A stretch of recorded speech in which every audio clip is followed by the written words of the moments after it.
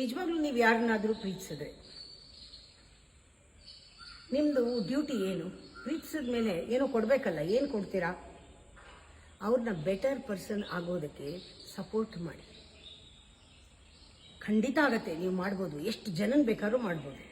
ನಾನು ಪ್ರಪಂಚನೇ ಪ್ರೀತಿಸ್ತೀರಿ, ಪ್ರಪಂಚದಲ್ಲಿ ಎಲ್ಲರೂ ಬೆಟರ್ ಆಗಬೇಕು ಅಂತ ಕೆಲಸ ಮಾಡ್ತಾ ಇದ್ದೀನಿ.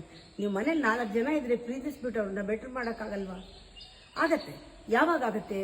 ಇಲ್ಲಿ ಸೋರ್ಸ್ನಲ್ಲಿ ನೀವು ಪ್ರೀತಿಸ್ತೀರಾ, ನೀವು ನಿಮಗೆ ಬೆಟರ್ ಮಾಡ್ಕೊಂಡಿದ್ದೀರಾ, ನೆನ್ನೆಗಿಂತ ಇವತ್ತು ಇಂಪ್ರೂವ್ ಆಗಿದ್ದೀರಾ, ಇದು ಫಸ್ಟ್ ನೋಡ್ಕೋಬೇಕು.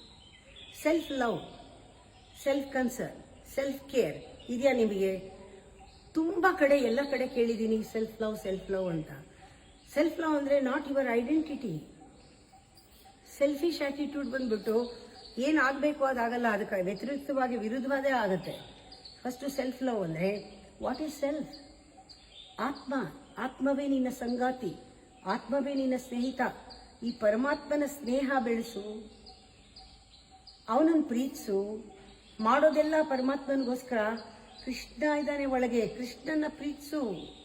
That is self loving your own self, not your identity. What the pseudo self.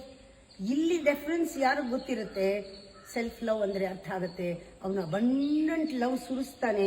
ಆವಾಗ ನಿಮ್ಮ ಮನೆಯವರಲ್ಲ, ಪಕ್ಕದ ಮನೆಯವರಲ್ಲ, ನಿಮ್ಮ ಊರವರಲ್ಲ, ಈ ದೇಶದವರಲ್ಲ, ಪ್ರಪಂಚಕ್ಕೆ ಕೊಡೋಷ್ಟು ಪ್ರೀತಿನ ಕೊಟ್ಟು, ಕಂಪ್ಯಾಷನ್ ಕೊಟ್ಟು ನಿಮ್ಗೆ ಎಷ್ಟೊಂದು ಅಬಂಡೆನ್ಸ್ ಕೊಡ್ತಾನೆ.